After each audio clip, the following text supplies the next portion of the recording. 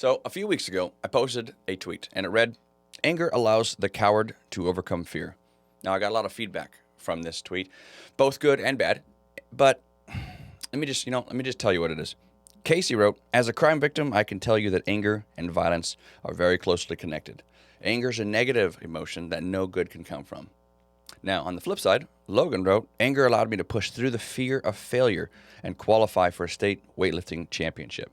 Now, I am glad that Wayne was able to push through that fear, but as a whole, it seems like society has a negative connotation with anger instead of more of a neutral one. So let's discuss this. I want to start off with just sharing with you how my relationship with anger has grown over the years and the benefits that I've seen from utilizing anger instead of just stuffing it down.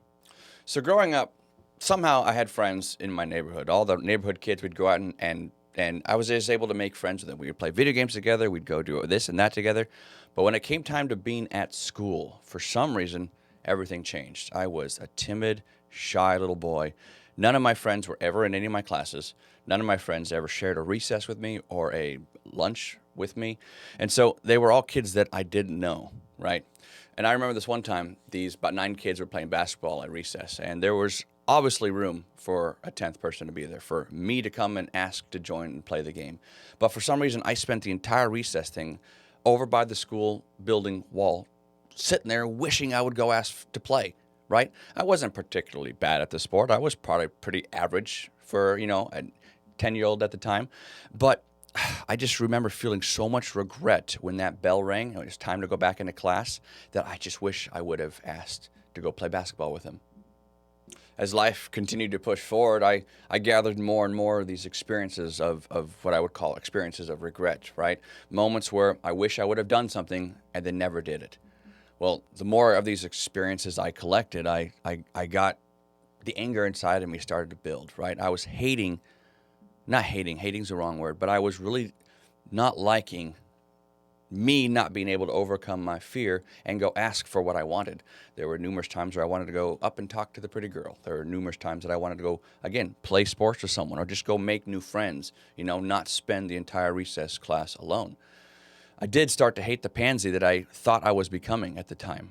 And so that's when it all boiled down to this one opportunity that I got where I decided to make a change. And that change is fortunately for me, that I grew up in a military household. So that means every 3 years we've moved. And we've moved since the day I was 3 years old all the way till I graduated high school. We moved every 3 years. So even right out of high school, I moved. But this one particular moment was between 9th grade and 10th grade. So right in the beginning of high school, which I think was fortunate, not at the end of high school. But I've already had so many of these regretful moments that no one knows me in this new school. If I'm going to make a change, it's going to be now. It's going to be now or never. And so when I got to the new school, I made a promise to myself that when it came time to go ask to be friends with someone, to go ask to join the team, that I was going to do so. Now, as life goes, you change kind of what you're looking for, but I made that change when I got to the new school, and nobody knew any different. And the reason that's important is because if you're in a circle of people that know you, that grew up with you, when you try to push out of who they think you are, they try to poke you back in. So it is a lot more difficult when you're around the same circle of friends, same that you've grown up with, to try to be better, to try to increase. They just try to push you back into the mold that they have for you. Okay, back to my 9th grade self. Back then, I was 6 foot tall, and I only weighed like 130 pounds. So I was extremely skinny on all fronts. I did get picked on a decent amount back then. But this one particular day, let's call this guy Tom, he was sitting over my right shoulder, over one, back one, and he was surrounded by what I could only describe as a gaggle of girls that laughed at everything he said. So one of the things that I have is I hate cuticles. So I'll always have some kind of clipper on me so that I can pick them off. I hate ripping them anyways. So one of these days, I was sitting on my desk and I was picking at my nails, right? He saw that and he made fun of me for that. Well, this, unlike any other time where I got made fun of in my previous school, I would just shove it down, be quiet, walk away, not do anything. This particular time, I turned to him, I looked at him, and then I just started spouting question after question after question, completely random.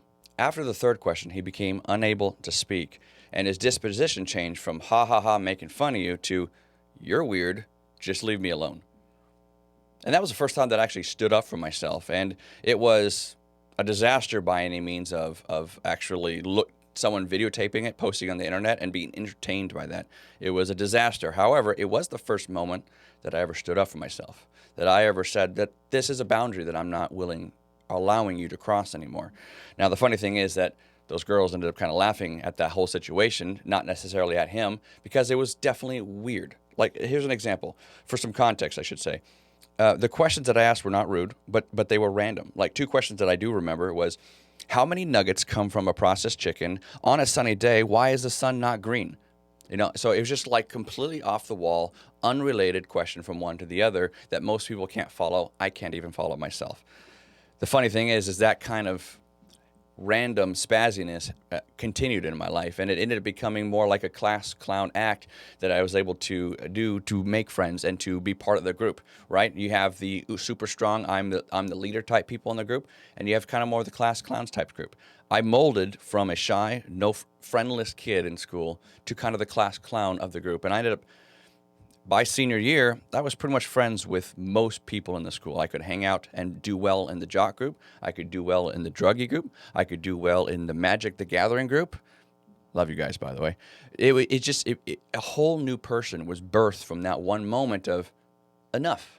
You might say that, well, that's great for you, Chaz, but my situation is a little bit different. It doesn't necessarily apply the same way. To answer that, I do need to talk more about anger and dissect the components of it a little more. Before I do so, I got one more story to share with you. This story is going to be about Rosa Parks. It's going to be about anger, inspiration, and trauma, and how they're all kind of intertwined here. And it all started with a tweet that I got from that initial response from a guy named Warlock. Without anger, there can be valor. Without anger, there can be valor. Clarify that. Wording's a little off. But without valor, there can be no progress. Without progress, there can be no victory. Much to think about. So immediately after reading that tweet, I thought of Rosa Parks. Black History Month just ended, and our pastor talked about Rosa Parks, and I watched a documentary on her. And people tend to think that she was a quiet little seamstress, right? Someone who was just living her life, quiet, trying to stay under the radar, and just one day had enough and made her stand on the bus. That's not the whole truth. From a very young age, her grandmother recollects how little Rosa would stand up to other white kids for injustices that she saw, right? As much as she could for not getting in too much trouble back then. As she got older, she was a member of her NAACP. She was very active in the community for change, for social justices. She was like one of two women in the whole county that had the right to vote. So she was very involved in change. She was very involved and kind of a rebellious type of woman in general, right? But so what made this night different than the other nights? She was smart, diligent, and she worked hard for change. Rosa Parks said this, perhaps the most courageous thing about what she does that night is the fact that there's nothing to suggest that night that making a stand would do anything different than it had the previous times. And there's much to suggest that something bad would happen. What does she mean by bad will happen? Well, if you were an African-American woman at the time and you went to jail, there's very much danger that something bad would happen to you. I'll let your imagination lead there, but it wasn't a good place. And that's partially one reason why when Rosa Parks got kicked off the bus the first time, because this was not her first time dealing with that bus driver. He was a big pain in the butt for a long time prior to this event. But she had gotten kicked off the bus prior to this because she entered the front part of the bus. So generally, you enter the bus, you pay, and as a black person, you walk back out, you go to the back door, and then you enter again. So you're going to walk in, walk out, go to the back door. And she refused to do that. She walked in, she paid, and then she started walking backwards. And the bus driver was like, no, you must exit. Anyways, she got kicked off the bus for that. No jail time. But on this day, December 1st, 1955, it was different. But why? About 4 days prior to the infamous event that we all know and love, Rosa was attending a meeting. I believe it was an NAACP meeting. However, in that meeting, she learned of the acquittal of Till's murderers, right? So Emmett Till was a 14-year-old boy who allegedly flirted with a white woman. Men in the area didn't like it, and they ended up killing him, okay? His murderers were acquitted, and that, Parks later said that her anger over that event And then her murderers being able to get away with it inspired her to action on that fateful day. Let me say this again, and exactly in her words. Her anger over the lynching and the failure to bring his killers to justice inspired her to make her historic stand. All right, so let's talk about December 1st, 1955, the day of the event. It's about 6 p.m. Rosa gets on the bus, as she does every day on the way home. She sits in the back of the bus. So the bus is segregated, whites up front, blacks in back. She was sitting in the front row of the black section. That part of the story is often not told from my other experiences. 2 to 3 steps later, too many white folk get on, and there's not enough seats in the front, so the bus driver reclaims the first row of the black seats so that the whites can sit down. After some hesitation, 3 other members that were sitting next to her got up, moved to the back of the bus. But at this moment, she's like, I am tired of giving in. And she didn't do it. She refused to get up. You know, the rest is kind of history in that case. That she gets taken to jail. She gets fined. I think it was $10 back then. Things have changed as far as pricing goes. But that was the event. That was the straw that broke the camel's back. She didn't go on there planning to do this, despite what other people have said out there. She went in there just trying to go home. And then when the segregation, the racist things happened to her, she's like, enough, I'm done. And it wasn't easy for Rosa Parks after this bus event either, because her and her husband both lost their jobs. They were almost in financial ruin. But from this one event, it sparked widespread movement. The bus boycott just being one example of it. And, you know, the rest is history. We learn about this today in our history books. So it was a very impactful moment. To say that one more time, her actions were inspired by anger. So I think it's time now that we stop about that when we dissect anger so that we can understand it better. Have you ever done or said something out of anger and you later came to regret that decision, right? We've all acted on our impulses to rage out and, you know, thrash out at someone, especially when you're in a car. Screw you, mother, get off my backside, as an example, right? But anger's not always destructive. Yes, it can be, but it's not always destructive, right? Anger can be constructive. It can be a constructive emotion that it motivates us to act when we feel like injustices have been done against us or against other people that we're around, that we're involved in. I think this quote sums it up nicely. Anger, it's like a child in a car. You don't want it driving the car, but you also don't want to shove it in the trunk either. When we experience anger, it can be extremely difficult to manage because it is such an intense emotion, right? And it often comes from feelings of uncomfortability in the moment, and it's often stigmatized. And this also brings new challenges on how we can relate to it, right? And respond in a healthy way. As a result, we end up channeling our anger into 2 primary strategies, right? The first one being we get hijacked, right? Our body hijacks ourselves and we end up erupting in ways that are harmful to not only ourselves, but to other people. And the other way is that we deny the anger. We suppress it or rise above it, right? You think you can rise above your anger and just be like, I'm holier than thou, right? Or we end up just stuffing it down deep and choosing not to deal with it, hide it away in our subconscious somewhere. When we allow anger to drive the car, we end up lashing out like a raptor, right? We scream, we shout, we cuss, we get angry, and sometimes even resort to violence. On the other hand, when we shove our anger in the trunk, we collapse our boundaries. We stifle our voice, right? We ignore the signals that our body is telling us that something's not quite right here. And research has shown that for those of you who do stuff your anger and you hold it down tight, it will manifest itself in other physiological issues, such as stomach ulcers. In doing research for this video, I came across a speaker in a TEDx talk, and her story is so good that I'm going to read a synapse of her story right here. So her name was Juna Mustad. Sorry about your name. I can't say it very well. She describes herself as the good girl, who was taught to smile, be sweet, do everything right. Growing up, she observed that her parents' unhealthy relationship with anger. Her father would erupt in anger and yell, while her mother would suppress her anger and stuff it in the trunk. As a result, she developed a pattern of suppressing her anger, even when she was in an abusive relationship that violated her boundaries. It wasn't until her 20s that she began to understand the toll that suppressing her anger was taking on her body and her life. She experienced physical symptoms, such as acid reflux, panic attacks. She felt lost and disconnected from herself. She tried various methods of suppressing her anger, but nothing worked until she finally stopped and faced her anger head on. Through this experience, she came to realize that her good girl personality was actually out of integrity with her soul. She was more committed to pleasing others than she was to listening to herself. Once she recognized this incongruence, she was able to make significant changes in her life, including letting go of toxic friendships, changing her job, and altering how she communicated with others. I want to make this point clear that anger can be a powerful ally if we learn to relate to it and respond to it in a healthy way. Anger reveals our boundaries. Anger inspires action. And anger can even heal trauma. So we've talked about how anger can reveal our boundaries. We've even talked about how anger can inspire action for greater good.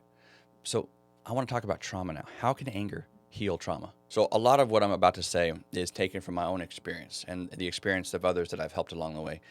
But I found a good analogy of just how I could show this to you in a nice way. And I took it from a guy named Arian Samuli. Highly recommend you check out his channel. Go check him out. Links down in the description below. All right, I'm going to discuss what triggers me and keeps me stuck in the emotional dark ages, right? So most of us, if not all, have had moments in our lives where we've been with others who didn't know how to be emotionally available to us, at least not to the extent that we needed from them. And so we have many experiences of where we had an interaction with someone and they didn't know how to be there for us. We had a conflict, right? Or something like that, right? We experienced some sort of emotional distress from that event. And as that distress goes unresolved, it transitions to emotional trauma. When we experience moments of emotional distress, right, our survival mind kicks in. And when our survival mind kicks in, we experience what's known as a split in our subconscious. Now, if you think of consciousness like a river, right, a river flowing down, and then you imagine that there's a split in that river, okay? Each path representing a different aspect of ourselves. You know, we are like an ecosystem made up of many parts, not just one. It's like having multiple personalities, but it's, a normal part of being human. Depending on the experience and the emotions that we feel, we may experience shame, fear, guilt, apathy, despair, or anger. And let's use anger as an example. As a child, I had the experience where I felt angry, but the people around me didn't accept that behavior. They would scold me for it, and scolding would be emotionally distressful for me. And because there was no resolution, I created a split in my consciousness. One aspect carried the anger, while the other aspect has the specific behaviors that I've learned are necessary to be accepted by the people around me. But the one that's angry isn't accepted by the people around me. And so I've rejected that part of myself, and I pushed it into my subconscious. I take on the aspect that I've learned to be acceptable, and I've rejected the one that isn't. However, our being, our human consciousness, is constantly trying to talk to us through our feelings and through our emotions right now. Our feelings and emotions are like a conscious driver's signal that something needs attention, right? If someone is speeding towards you and it's a red light for them and you got a green light, maybe you're going to stop because you notice that person is going faster than normal, right? Or if I cut my hand, right? I cut my hand and I feel cold. I feel pain. I feel the dripness of the blood coming down, right? Those feelings are my body telling me that something needs to be addressed. There's something here. Let's inspect it and find out what's wrong. Now, if I start to feel emotional, if I'm feeling emotional right now, it's my guidance system's way of telling me that something needs to be looked at, right? So if I'm feeling low vibrational energies like anger, apathy, guilt, shame, those are all my body's telling me that I'm not in alignment with my natural state. However, if I'm feeling high vibrational emotions such as love, peace, joy, those are that's my body telling me that I'm in my natural state, right? So it's a guidance system to let you know that you're on course or you're off course. As an adult, if I get triggered to feel the emotion of anger, it's because feelings are pointing me to the aspect of myself that carries the emotion of anger. Now, this is a part of me that I learned to reject because it wasn't safe to be angry. Someone in my real world crossed a boundary that fell out of natural alignment with who I am as a person. It triggered me to be angry, but because of the environment and the situation of the time, often as a child, I was told that was wrong. I was scolded for it. I was spanked for it. So this aspect of anger that came about because someone did something they were not supposed to do, I suppressed it. And so going forth, anytime someone crosses my boundaries and I feel the burden of anger coming up inside of me that says, don't do that. Do not allow that person to walk all over you. I suppress it completely. I hide that aspect into my subconscious mind and I kill it. I hide it. I suppress it. I do whatever I need to do because I can't stand feeling this way because of what happened in the past. And we have hundreds, if not thousands, of these aspects, some related to anger, some completely different, that we have built up in our subconscious mind that we need to deal with. We should only be one person, both consciously and subconsciously. But it's these aspects inside of us that are triggering us for a whole slew of different issues. And until these guys get resolved, we'll always be a mess. And this is a pretty abstract thought to try to understand, so I'm going to say it in a shortened, condensed version. Every time one of those aspects emerges into our conscious mind, that's our body telling us that there's something there that needs to be healed. So anytime you feel that kind of pain, a very uncomfortable, oftentimes very extremely uncomfortable thing arise within you, that's your body saying that there's a problem here, we need to heal this. And until that gets healed, this is going to keep surfacing every day or until we die. Now, the reason that we do continue to reject that is because in the past, that's how we found safety. So we continue to stay in that pattern of rejecting those aspects as they emerge because it feels safe. But this is how we heal, to start dealing with these aspects of ourselves and start bringing back the aspects of us that we've shut out for so long, right? This is how people reach authenticity. Like you've heard that term thrown around, just be your authentic self. Most of us don't know how to be our authentic self because we've shut away 90% of who we are, right? This is a great example of like the Buddha's enlightenment, when they have just their one being and they're completely content being themselves. All right, well, thank you so much. You know, I don't have any closing arguments. So thank you for watching this video. If you found value in this, or if there's something you disagreed with, please comment below. I'd love to hear your feedback from this. This did take a long time to organize this thoughts and present this in a manner that I thought was easy to digest. This is a rather complicated subject to have to delve into and whatnot. On top of that, I'll have a free book coming out on how to get started doing this kind of stuff. If it's not live by the time I post this video, I'll be announcing it on my Twitter, so go ahead and follow me over there. Outside of that, I love you, man. Have a good night, and God bless.